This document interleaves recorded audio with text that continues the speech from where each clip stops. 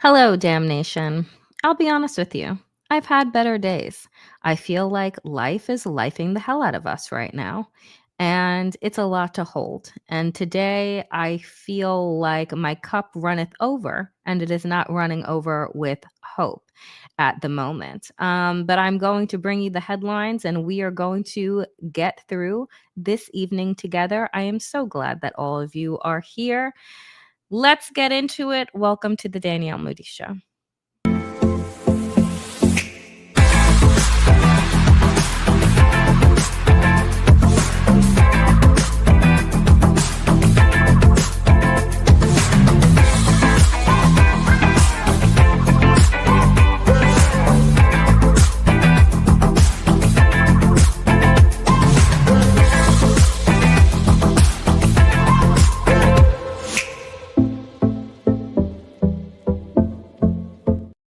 Hello, dear friends, and welcome, damnation, to the Danielle Moodie Show. We kick things off today on Capitol Hill, where Kash Patel found himself, lying to everybody's face and pretending that he doesn't know anything about the Epstein files. And trust me, if it were up to me, I read through and everything is made up. And apparently Jeffrey Epstein was trafficking girls to himself. And Ghislaine Maxwell is in jail for absolutely no reason.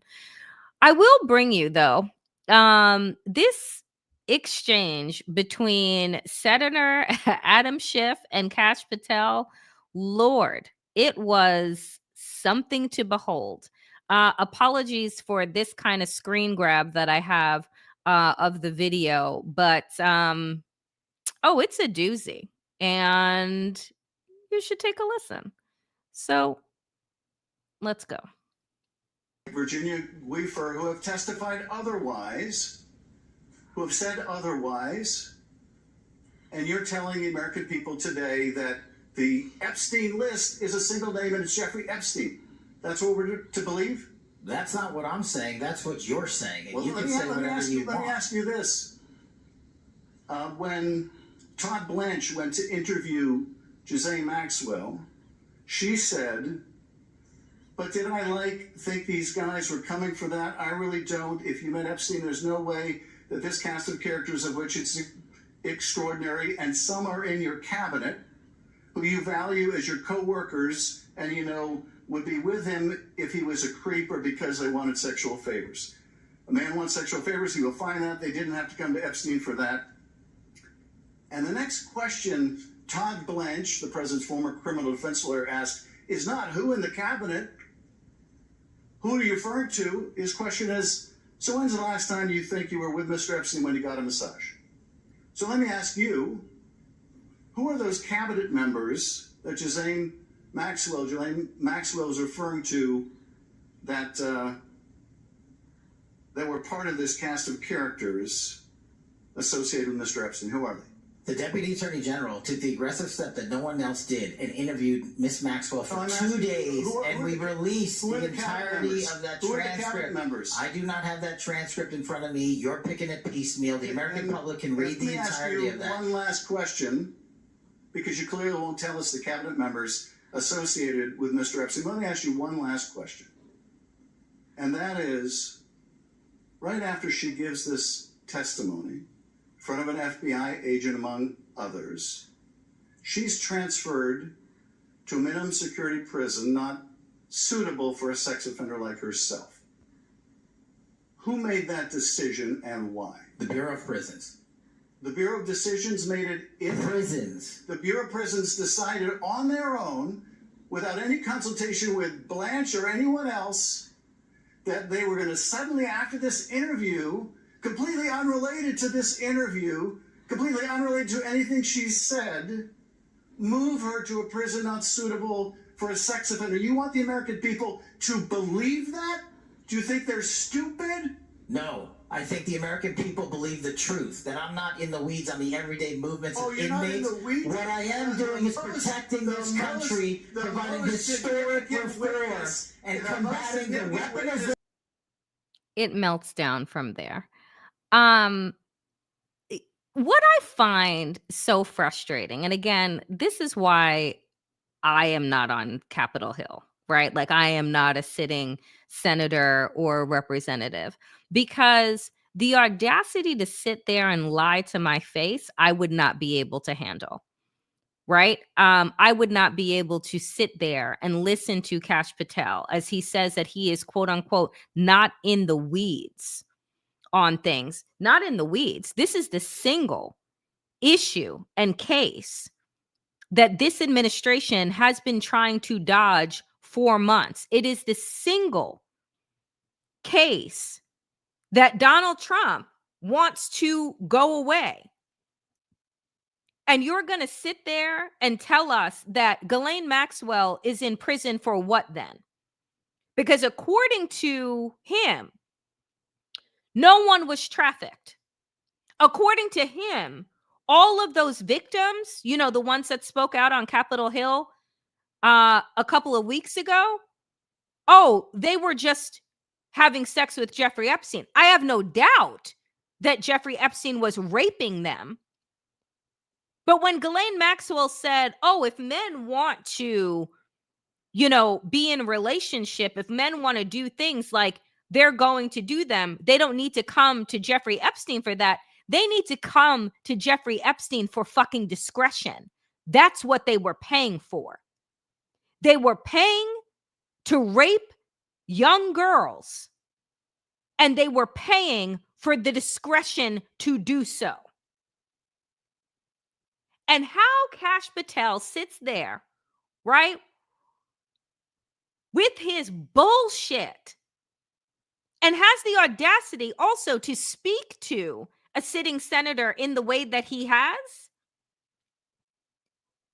You want to talk about decorum going out the window? You want to talk about all of these things? I mean, we left decorum like back in, you know, the early 2000s when Donald Trump was calling for Barack Obama's birth certificate. That's when we left decorum.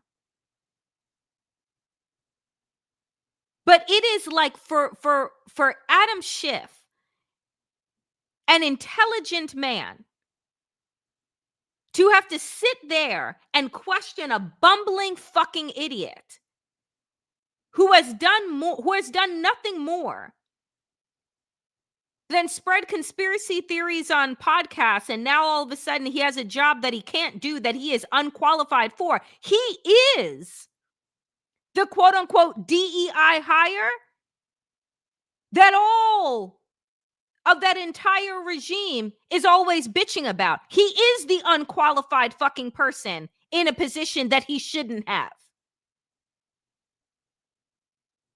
And to listen to him, I tell you, it took a lot. It took a lot. But you can hear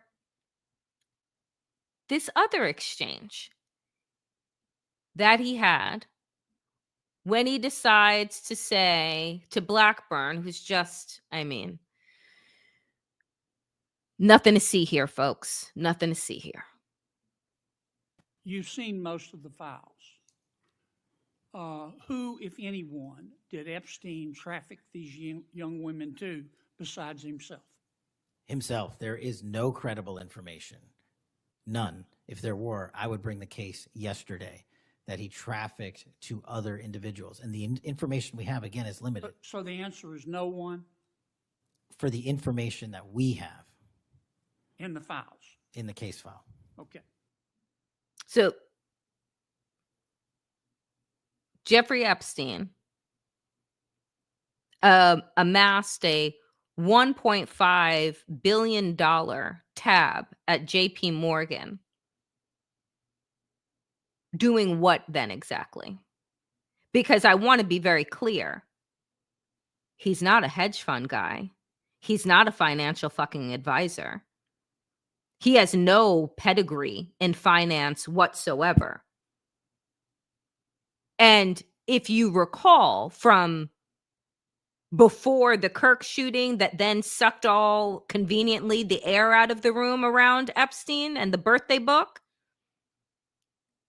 what were all those comments then, and those sketches and drawings and disgusting poems to Jeffrey Epstein about if he was only trafficking girls to himself? Why then were those women on Capitol Hill saying that they're going to compile their own Epstein list? And I've said, you don't need the Epstein list because you have the birthday book. And there's no reason that Ghislaine Maxwell would have tapped these various men to commemorate Jeffrey Epstein's 50th birthday if they didn't run in tight circles together. But I'm telling you, the way that they think that we are stupid, like they honestly believe that the American public is as dumb as they are. And they prove it every single day. And it's insulting. And I know for damn sure that I couldn't sit there and have decorum if Kash Patel walked in and sat down in front of me and just wants to use this time, waste the taxpayers' money to spread fucking lies. There were a couple of moments, though, off of the Epstein issue and case when it came to what is he doing to de-escalate the temperature with regard to the shooting. And so Tom Tillis, broken clock, can be right twice a day, asked him a pointed question. You take a listen and tell me what you think. Within 24 hours of Mr. Kirk's shooting, we had the guy that does the podcast for the War Room and another guy who's denied the Sandy Hook shootings say we're at war. Now, how on earth, and I do believe it's a smaller number, but it's a number that has an influence. How on earth are we de-escalating the situation? And with the tensions as high as they were last week, with going out and saying we're at war. I'm not asking you to respond to this question. I'm just saying that there are people out here on our side of the aisle that still need to look in the mirror. Even if you agree that it's a lower number, bad is bad no matter how many numbers they are. And that kind of rhetoric and that kind of mobilization makes your job more difficult and puts us in a position where we're not being as productive as you want the FBI and state and local law enforcement to be. This is basic, right? This man is a Republican who is saying, like, folks on our side need to look in the mirror. Why are we allowing for folks to be on air with their millions of followers talking about the fact that we are at war? And not only because what he could have said was not just about Steve Bannon's War Room and the other one, J.D. Vance, subbed in, slid right into Charlie Kirk's hosting seat yesterday and called for mass doxing, called for an end to the radical left, said that he was going to do everything and anything in his power. Mind you, Tyler Robinson, the alleged shooter, Groyper, radicalized by Nick Fuentes. White gun enthusiast from a white gun-toting Republican family. But J.D. Vance was playing podcast host yesterday and talking about going after American citizens for free speech. Everyone, including some of these Republicans that have actually, I guess, had a moment of consciousness when they're like, oh shit, this whole place seems like it's going to blow. And no one is trying to bring the situation down. No. Because they are weaponizing the murder of this man to their own ends, because he is more valuable to them now that he is dead and can be used as their martyr. and their crusade against free speech.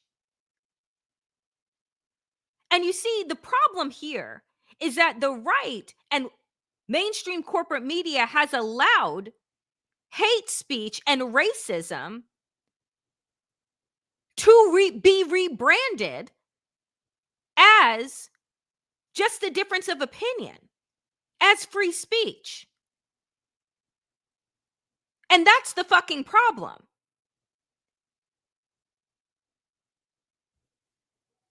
But he wasn't the only one. Dana Bash, who I also cannot stand, spoke with another Republican, James Lanklord, and Dana Bash asked him about Stephen Miller's rhetoric and what his thoughts were on that. Follow up on what Stephen Miller is suggesting here. He said, quote, the Democratic Party is not a political party, it's a domestic extremist organization. Well, they have a very different view than I do. I'm a conservative Republican. I have Democratic friends that think very differently, vote very differently, but they're still my friend on it. So just having that ideology, just believing differently than some other American is not illegal. That's America. And this is what needs to actually be said more by Republicans that are able to find some semblance of a spine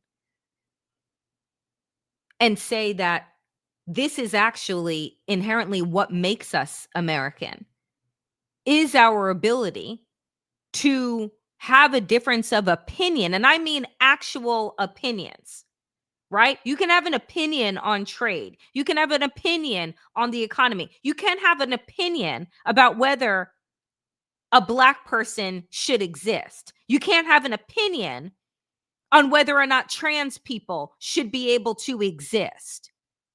That's not about a difference of opinion. That is about hateful ideology. But there was a time when we could have differing opinions on particular issues, not on the character and the humanity of other people. That is not something that is ever up for debate. But according to, corporate mainstream media, that's the shit that they love. That's the shit that gets their ratings going. It's also what fuels and ferments hate and leads to violence, is when you think that you get to debate other people's humanity. So I don't have, a ton of faith. Honestly, I don't. I came into today's show saying, today, not a great day. I went to sleep with a heavy heart. I woke up with a heavier heart, where it feels as if the walls of this country are closing in on all of us. Because you see, what Donald Trump is doing isn't just going to hurt the folks on the quote unquote left. It is going to hurt America, Americans, all of us collectively. But that's the thing that these folks don't get, is that when you're done going after all of these targeted groups that you think are responsible for your lot in life, as opposed to the greedy ass oligarchs who have squeezed out every bit of productivity for you and left nothing for you to show for it. Once all of those people are gone, who the fuck do you think is going to fill their for-profit prisons? But I will appreciate for a moment Senator Amy Klobuchar, who used her time wisely to be on record to both show reports from a Democratic think tank and a Republican think tank about who is actually responsible for more violence. Take a listen to Amy Klobuchar, because again, important. For the record, show that the murder of Speaker Hortman and her husband, he was Democratic lawmakers on his list. He went to the ones whose addresses he had, by the way. Planned Parenthood was on the list, as were businesses and law firms, doctors. I already mentioned the ones with the Catholic Church shooting. So it is not just, as the radicals on the left, what's a quote from the president, are the problems or destructive movement of left-wing extremism that Vice President Vance said.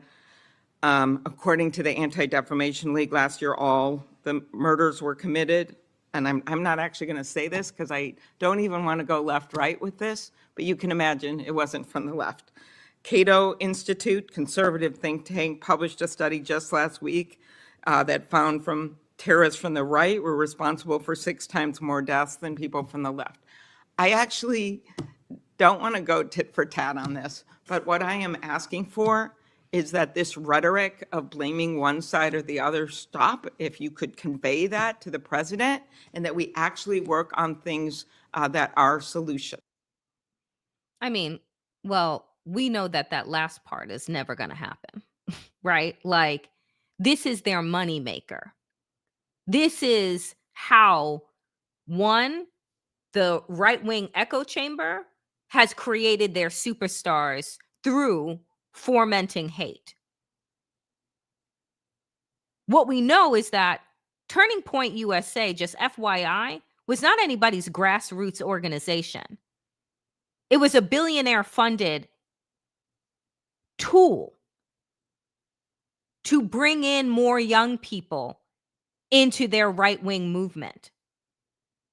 Charlie Kirk was a tool of the billionaire right to radicalize young people who the right believed that they were losing to higher education institutions. So they threw tens of millions of dollars into Turning Point USA and turned it into the engine that they could use. So the fact of the matter is here, folks, there is money to be made with hate. And anytime there is money to be made, our disgusting capitalist engine will plow forward. If there were money in peace, if there were money in keeping people healthy, you would see more healthy people. You would see more peace. But that's not the reality. And so, meanwhile, as Senator Klobuchar is on the Oversight Committee calling for a de-escalation in rhetoric, you have this motherfucker who is literally threatening journalists that are asking him questions. John Carl, what do you make of Pam Bondi saying she's going to go after hate speech? A lot of your allies say hate speech is free speech. What was Donald Trump's response? We'll probably go after people like you because you treat me so unfairly. You have a lot of hate in your hate, whatever the fuck that means. Maybe they'll go after you. One, he's a fucking toddler. Because you're mean to me, I'm going to sick my people on you. Grow up. Get thicker skin. Maybe it's thinning because you fucking turn it orange all the time. And then he does this. I want you to take a listen because I try and spare you and not have you have to listen to Donald Trump all the time. But an Australian reporter, because what I'm starting to realize is that the actual foreign reporters have more fucking brass than the American reporters do when they're asking questions. And so take a listen to this one.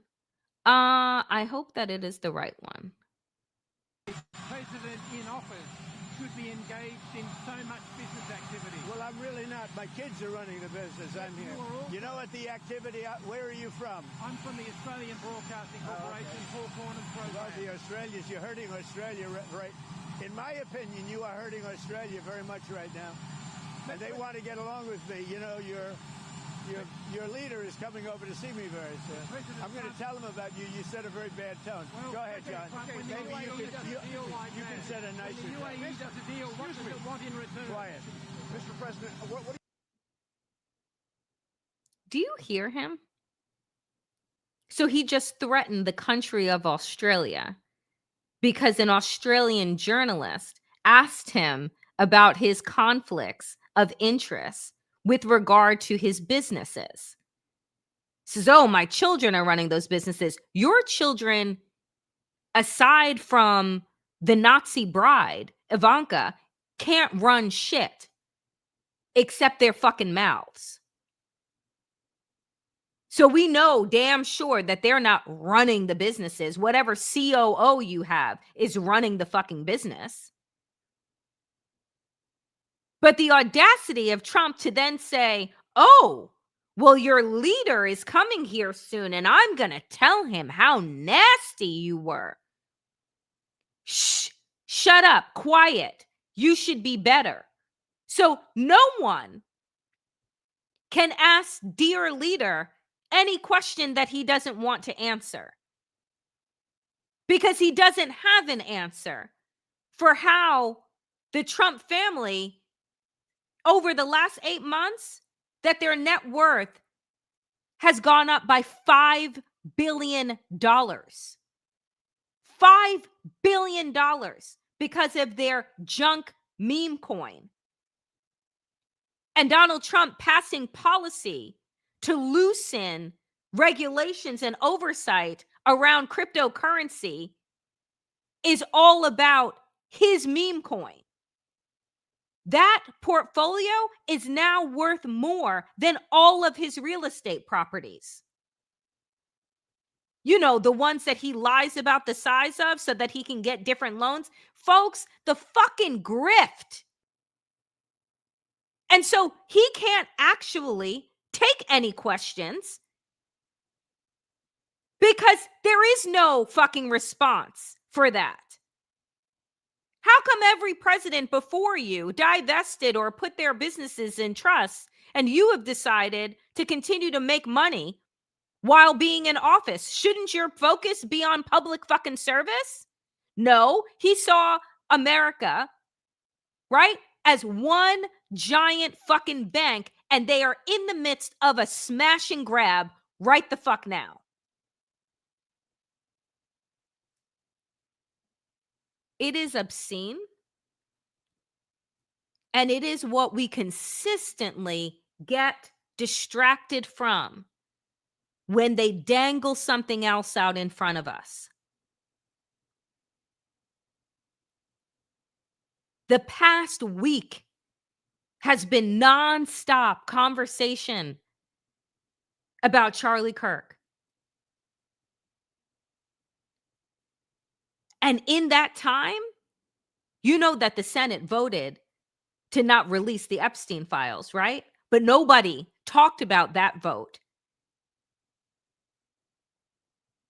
So while J.D. Vance is playing host on television, you always have to ask yourself, so while we're all paying attention to this and all the news coverage is on this bullshit, what the fuck are they doing over there?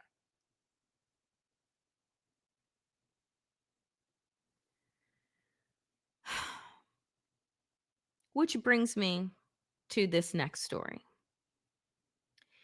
And this is one of the reasons why I went to sleep last night with such a heavy heart. Because all of this hate, distraction, tornado that this regime is creating it has ripple effects in real life. And what they want is an escalation in violence. And that's exactly what is happening. Two men, within hours of each other in Mississippi, were found hanging from trees. I'm going to be very fucking clear with you right now.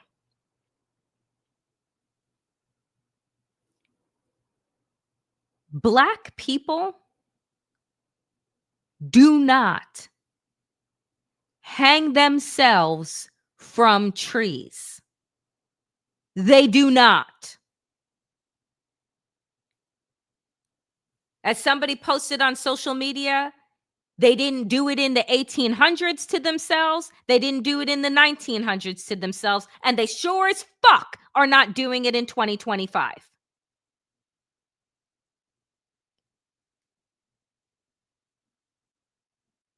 So Trey Reed was a 21-year-old student at Delta University in Mississippi. Corey Zacchaeus is a 36-year-old white homeless man in Mississippi.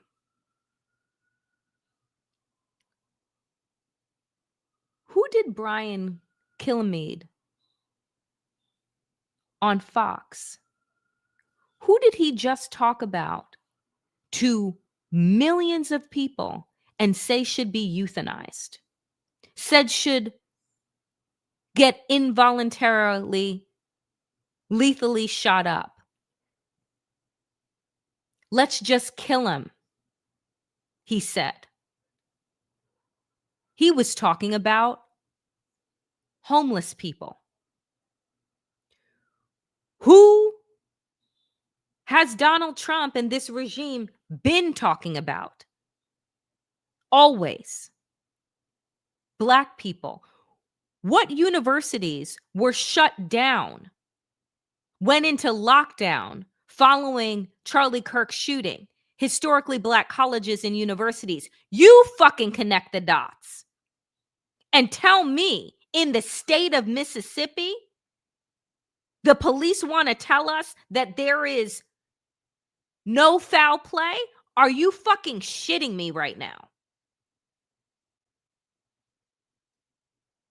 I'm telling you, it's shit like this where I'm like, they are playing in our fucking faces and I don't want to play. So here is the story. Mississippi is shaken after two chilling and eerily similar incidents unfolded on Monday, leaving families, friends, and communities devastated and searching for answers. Within hours of each other, two men, one a college student and another a homeless individual, were found hanging from trees in separate locations across the state. The grim discoveries reported in Cleveland and Vicksburg have sparked outrage, deepened fears, and reignited painful memories of racial violence that continue to haunt the South. Calls for transparency and justice are growing louder as the public grapples with the shock. The body of a 21-year-old Delta State University student, Trey Reed, was discovered hanging from a tree on campus Monday morning, prompting an investigation, the university said. Reports suggest that Reed was found dead on campus at Delta State University in Cleveland, Mississippi on Monday. Delta State University Chief of Police Michael Peeler said at a press conference that there was no evidence of foul play at this time. I cannot express to you how many times that fucking sentence has been said throughout the history of this country lynching Black people. No foul play at this time.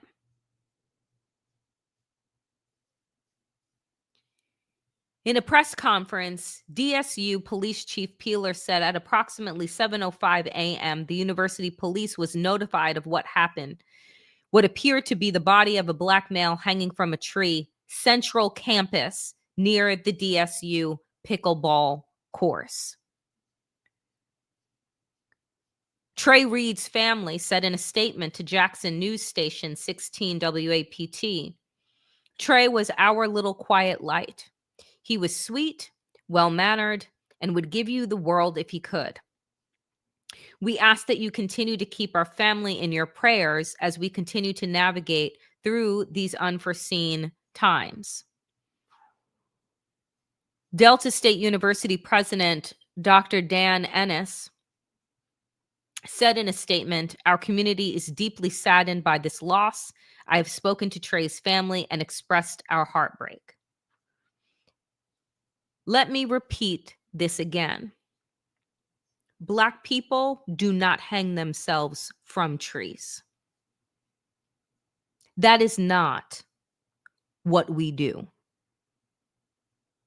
It is what is done to us. And for centuries, we are fed the same bullshit from police that say there's no foul play. Now, we are calling for an investigation, a thorough investigation, not a shut and close fucking case. When news of this story broke, it ran through my social media, but I saw limited postings about it on major news outlets. I wonder why. And I just want to say, you did hear what Trey's family said, right? And let me just say it again. We ask that you continue to keep our family in your prayers as we continue to navigate through these unforeseen times. Very different than Erica Kirk, right? Calling for vengeance and blood in response to her husband's shooting. You see the difference here, right?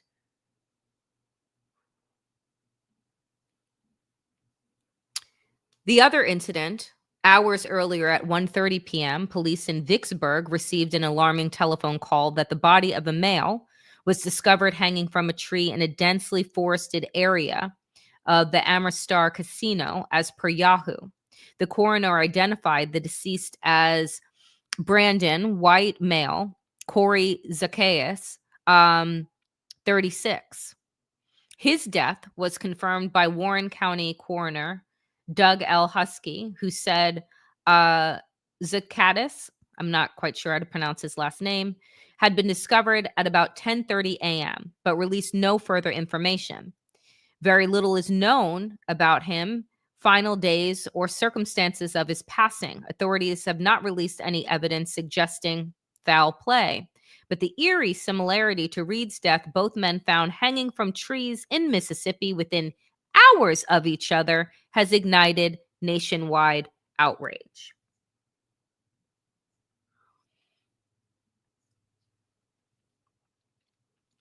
Has it ignited nationwide outrage? Because again, even when I Googled today, only a handful of outlets were talking about this.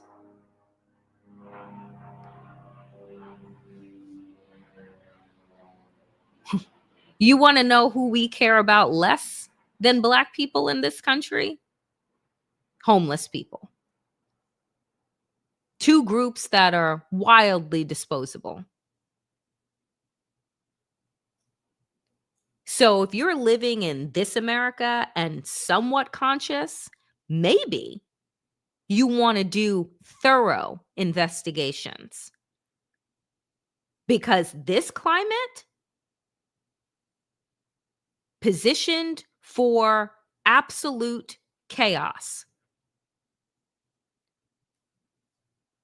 I mean, it is Folks, there are days. There are days that are more difficult to muster through than others. Lynchings,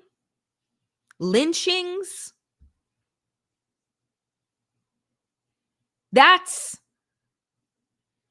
the darkest history of these United States that white nationalists want to pretend didn't happen. You don't even really learn about it. You don't learn about the fact that white people used to gather after church and go and make picnics as black bodies hung from trees, mutilated. That some of the lynchings included cutting open pregnant black women, strangling the babies to death, and then throwing the mother's body over bridges. I wish that I was making this shit up. I wish that it was just a fucking horror movie that we could all either pause or fast forward through. That is American history. So when people like to say often, this is not who we are, all the time, every time that you're faced with an uncomfortable truth, America is as beautiful as it is vile. It is as filled with demons as it is good-hearted people. It is complex and layered, and to deny one and to only uphold the other is to do a disservice to so many whose lives this country stole. From our indigenous brothers and sisters to the black enslaved population.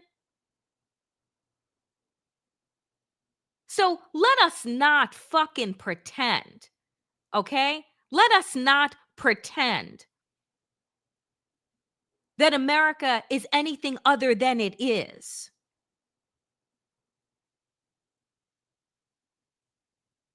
A complex, dark, beautiful, and twisted fucking country that still, don't even ask me how I muster the mustard seed of hope that I have, that I still believe, even in these fascist times, has the ability to be better. But there are days, and today is one of them, when I really just want to say, fuck it. White nationalists want to destroy this country. They want to burn it to the ground. Go right the fuck ahead. Because that's the mood that these stories get me into.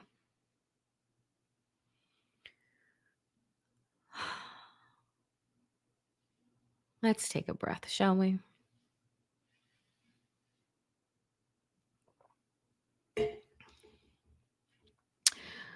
Moving on.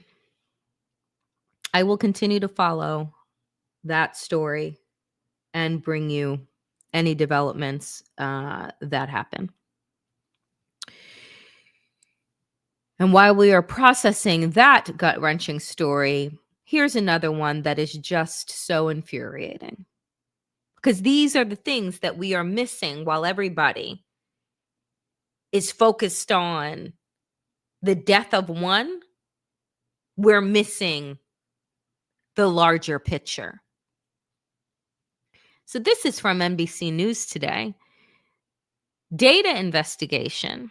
Childhood vaccination rates are backsliding across the United States. A months-long NBC News data investigation finds that much of the U.S. doesn't have the protection needed to stop the spread of deadly diseases. St. Louis is a window into the problem communities face nationwide. A large swath of the U.S. currently does not have the basic ground level immunity medical experts say is necessary to stop the spread of measles, which had once nearly been eliminated. The data further reveals that since 2019, 77% of counties and jurisdictions in the U.S. have reported notable declines in childhood vaccination rates. The declines span from less than 1 percentage point to more than 40 percentage points. Can anybody tell me, Bueller, who the fuck was president in 2019? Bueller, anyone? Got it. Vaccine exemptions from school children are rising nationwide. As many as 53% of counties and jurisdictions saw exemption rates more than double from their first year of collecting data to the most recent. Among the states collecting data for the measles, mumps, rubella, MMR vaccine, 68% of counties and jurisdictions now have immunization rates below 95%. The level of herd immunity, doctors say, is needed to protect against an outbreak. Now, we've already experienced these outbreaks. 2 children in Texas have died because measles rocked through Western Texas, where a large majority of people were, guess what? Unvaccinated. As childhood vaccination rates fall, we'll see more diseases like measles. Dr. Sean O'Leary, an infectious disease expert with the American Academy of Pediatrics, said about the findings. And we'll see more children die, tragically, from diseases that are essentially entirely preventable. And I'm telling you, folks, like, we can't just say, oh, well, I'm getting my kids vaccinated and that'll be fine, or I'm vaccinated and I'm fine, because guess who is denying our ability to get vaccinated? RFK Jr. So for those of us who have MMR, right, who are up to date on our vaccines, yay for us. But there are other things, other diseases, other viruses that are going to pop up because these kids do not have a baseline of protection that, frankly, other countries would literally die to get their hands on. That these families are just up and deciding not to do it. And by the way, you know whose kids are vaccinated? All of those fucking motherfuckers. All of the Republicans, those representatives, those senators, RFK Jr., his fucking kids, his grandkids, no doubt. But this is a part of their eugenics plan. Thin out the herd. It's sick, but they've said it themselves. St. Louis offers a window into the striking findings. The city, known as the Gateway to the West, home to some of the country's most influential vaccine research and development institutes, including the Washington University School of Medicine, may be quickly losing its ability to prevent infectious diseases. The rate of children starting kindergarten in St. Louis with all the state-required vaccines has plummeted from 91.6% during the 2010 to 11 school year. Remember who was president then? To 75.9% in 2024 to 2025. And I just want to remind you that of something I brought up yesterday on Democracy-ish, which is that 1 in 5 Americans is illiterate. So they're all just getting their information from, Fox and these fucking podcasters and all of these people spreading misinformation, disinformation, and lies, it's not as if they're following up and reading about it.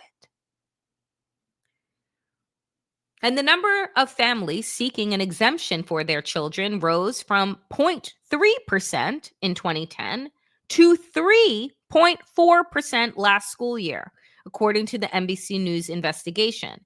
In Missouri, exemptions can be granted either for medical or religious reasons. In 2010, almost 90% of kindergartners attending school within the St. Louis city limits had received their recommended MMR shots, which prevent nearly all cases of measles, the most contagious virus known in the world. In the last year, MMR coverage rates among kindergartners plummeted to 74%.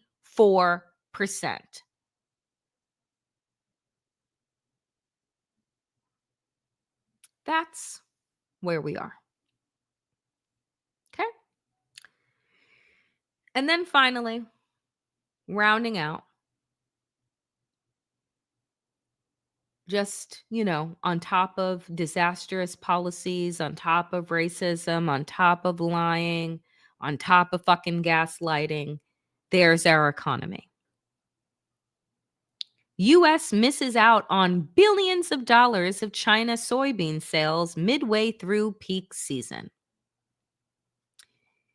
Another canary in the coal mine for our impending depression. U.S. farmers are missing out on billions of dollars because, and all those motherfuckers voted for Trump.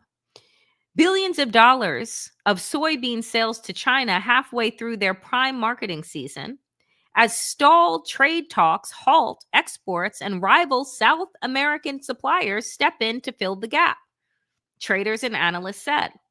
Chinese importers have booked around 7.4 million metric tons of mainly South American soybeans for October shipment, covering 95% of China's projected demand for the month and 1 million tons for November, or about 15% of expected imports, according to two Asia-based traders. By this time last year, when we had sanity in the White House, Chinese buyers had booked around 12 million to 13 million tons of U.S. soybeans for September to November shipment, said one of the traders who is based in Singapore at an international trading company.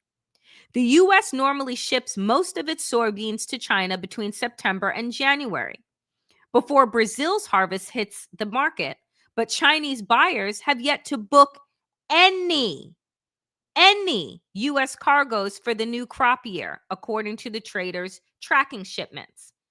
In 2024, China bought roughly 20% of its soybeans from the U.S., down from 41% in 2016. The customs data show. From January to July 2025, China imported 42.26 million tons from Brazil, while shipments from the U.S. totaled 16.57 million tons. This is why the farmers now, who for whatever fucking reason thought that voting against their own interests and, their workers would somehow save them in the long run, because they thought that miraculously other people were going to go pick their soybeans and that Donald Trump wasn't going to ignite a trade war. But now you're hearing stories of family farms crumbling, people needing to sell off their machinery so that they can maybe make it to a next season. And they are begging Donald Trump for a bailout. And I'm like, this is literally fuck around and find out. You voted for a man that has destroyed your living. And I watched a video, folks, of these farmers gathered together and praying for things to change, because that's how things work.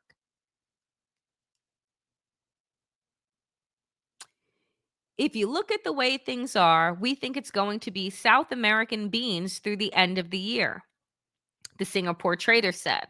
The prolonged absence of Chinese buying is expected to weigh further on a benchmark Chicago soybean futures, already hovering near 5-year lows. U.S. soybeans, listen to this, are about 80 to 90 cents a bushel cheaper than Brazilian soybeans for September through October shipment. But China's 23% tariff on U.S. shipments adds $2 a bushel to the cost for the importers. So guess what they're doing? Fuck it.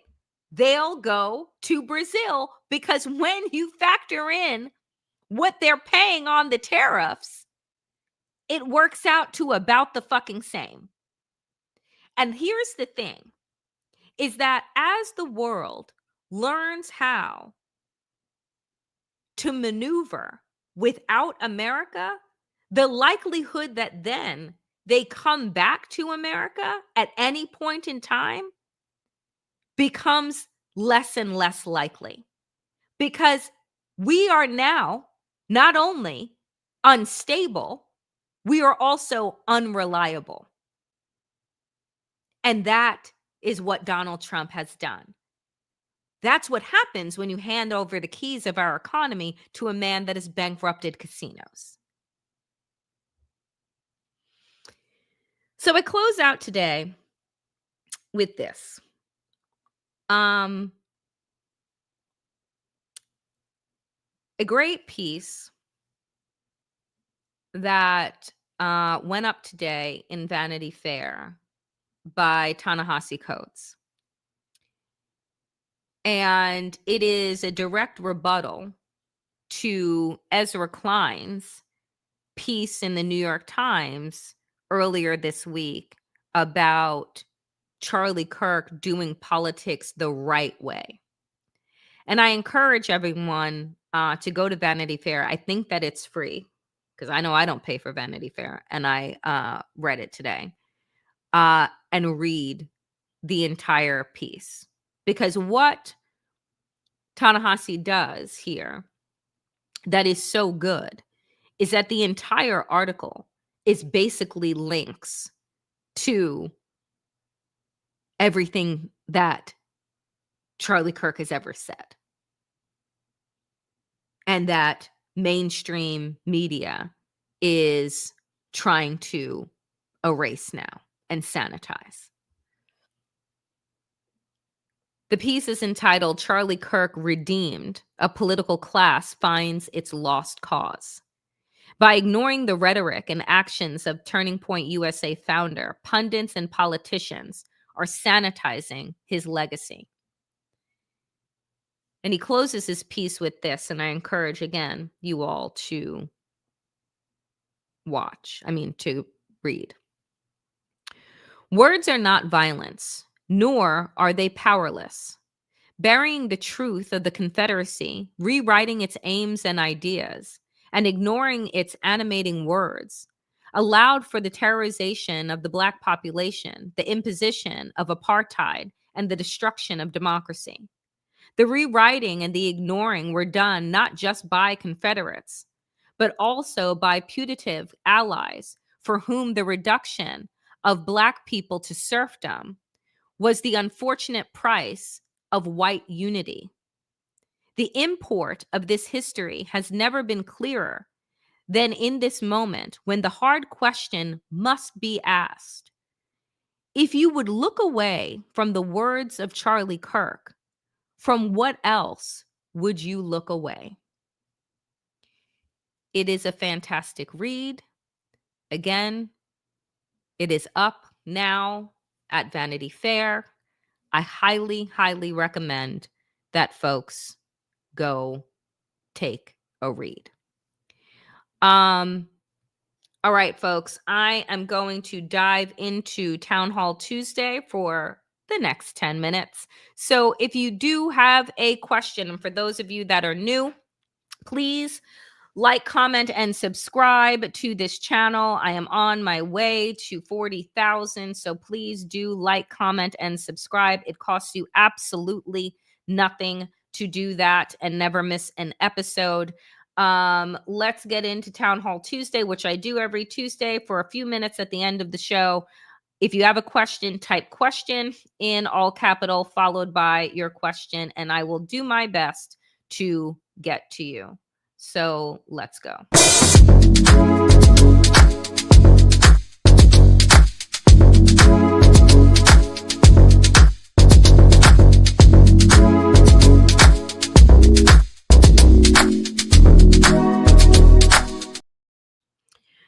Daryl, my Liberty buddy, thank you so much. I always love when you give me questions that are not political. Question, can the Liberty, my WNBA team, win tomorrow if Stewie can't play? I believe that they should rest her because the MRI, she hurt her knee at Sunday's game, that they should rest her and play their bench, which is deep. I mean, they've had 18 different machinations, literally, of their starting five. So rest her. Hopefully they win. If they don't, she can come back in the next game, give her more time, and hopefully we pull it out. We already won on the road, which is very hard for us to do if you know anything about the Liberty. Other questions. Megan, this is a question that I ask myself on a regular fucking basis. When do you plan to leave?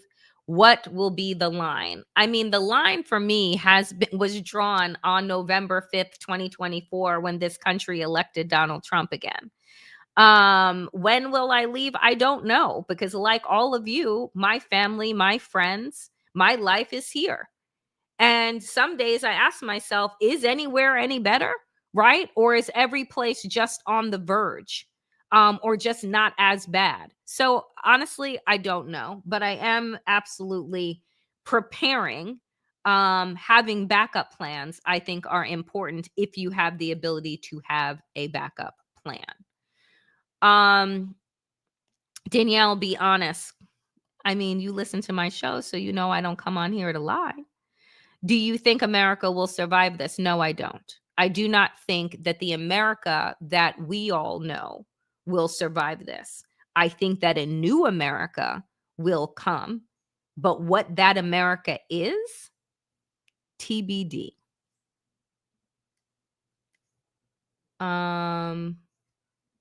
Oh, thank you, Trash Panda. That's a great question. What will you do this evening to bring your heart some peace? I am going to be spending some time with one of my dear friends. We're going to get some noodles and we're going to catch up and we're going to listen to some music and light some incense and chill the fuck out. That's what I'm going to do. Thank you for asking. Philip, CK's murder was the Reichstag fire, right? Correct. Yes. And I did. If you go back to last Wednesday or Thursday's episode, I did the whole beginning of that show on that. And I think it's called Reichstag for the 21st century. That's what I called it. I think that's what it's called. So check out that episode because I ran through my thoughts on that. I don't know these ladies. Have you considered doing a show with the ladies from Hysteria and IHP? That would kill. Oh, I'll have to look these people up. Send me a link. I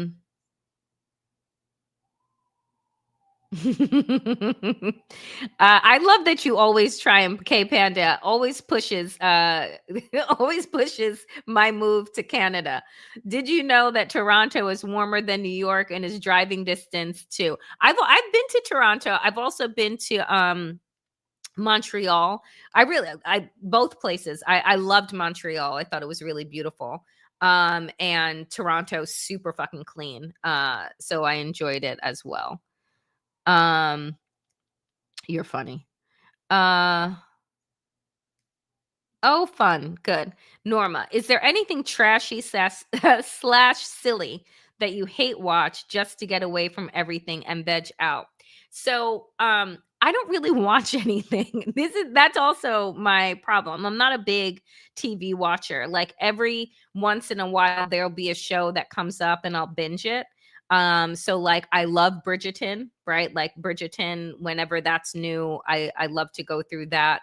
I'm trying to think what else the detective show that was just canceled. It was a Shonda Rhimes show, and that was really good. Just fun, quirky murder mystery.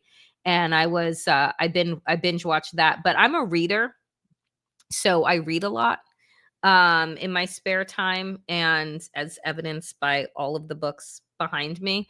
But I like African futurism. So I'm reading Death of an Author right now by Nnedi Okorafor. And that's that's how I veg out. I like to read. And I like to read about future because I like to get off of this planet and go to different places and like into future spaces. So that has been my veg out.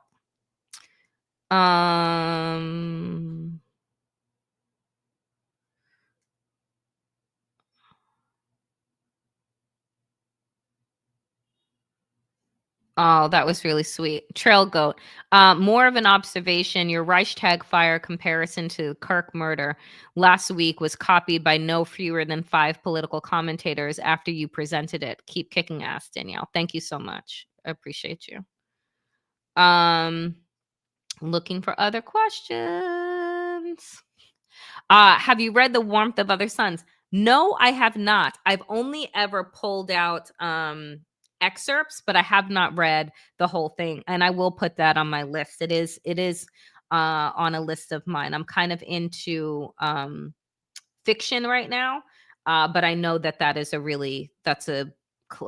basically like a new classic. Danielle, have you ever considered running for public office? Absolutely not. All anybody would have to do is run tape, and I'm not getting a vote. Looking for more question. Who does your hair? My fabulous, fabulous stylist, Alicia, does my hair.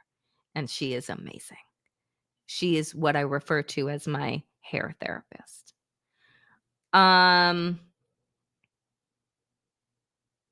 Ooh, where is that? Cloris, where was that? Janelle Monáe wrote a great short story collection you may dig. Where? Like she wrote a like a book? I don't think I ever knew that. I will Google.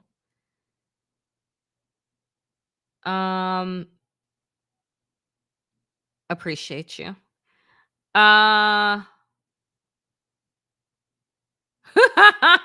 Oh, Carly, that's a good one. What are the new US Afrikaners up to? Who knows? Right? Like that story came and went. Donald Trump brought in, right? This crop of white South Afrikaners and planted them, I think, in like Alabama, and then we haven't heard from them since. Very interesting question. I wonder what they are up to. Any other questions, my dear friends? Yeah, this has been a day. It's been a day, it's been a week, it's been a year. And so, like I say all the time, if you find yourself, some days that you are struggling, just take a break so that you don't have a breakdown. Like do some breath work, hang out with pets, plants, go for a walk, call a friend, call a family member, do something to ease your spirit, because know that we are just managing a lot, and nothing, like I say this to all the time. My therapist even says, I said, did your like schooling prepare you for this? And my therapist was just like, no, none of us, no therapist is prepared for this moment. Like, what can we offer except a listening ear, right? And ways for you to try and decompress. But the fact is that if you're feeling overwhelmed, don't let anybody tell you that, oh, get over it. Oh, it's not that big of a deal. Oh, you're just making things up. Oh, you're being hyperbolic. No, friends. No. You are conscious, right? You are in tuned. And with that comes sometimes a unstable nervous system. So make sure that you tend to yourself, that you take care of yourself, those around you, so that you don't break down, you don't fall ill, particularly in this fucking place. All right, my friends, that is it for me today here on the Danielle Moodie Show. Thank you so much for your questions. I appreciate each and every one of you. I want to shout out those that provided super stickers and super thanks today. I'm independent. Every single dollar goes to helping me create the kind of content you deserve. So Lisa, thank you. K Panda, as always, thank you. Be best. Thank you so much. Just saying thank you. Maureen, Susan, as always, E. Schwartz, as always, Star Child, Susan again, Anmar, Meredith, Rob, Navy. Thank you all very, very much for your generosity. I appreciate it. I will be back, friends, tomorrow. Tomorrow is Wednesday, which means that over on Substack, which if you're not over there, do consider going over there. And if you're watching this on Substack and you have a few bucks, consider becoming a paid subscriber. But no, none of my content will ever be behind a paywall. But tomorrow on Substack at noon is the check-in with Jared Yates Sexton. At 3 p.m. is the midweek check-in with Waj for our Democracy-ish midweek. And then 5 p.m., friends, I am back here for the Danielle Moodie Show. So do make sure to tune in. As always, power to the people and to all the people power. Get woke, stay sane, and in these extraordinarily dangerous times, dear friends, do stay safe. I will see you back here tomorrow. Be well.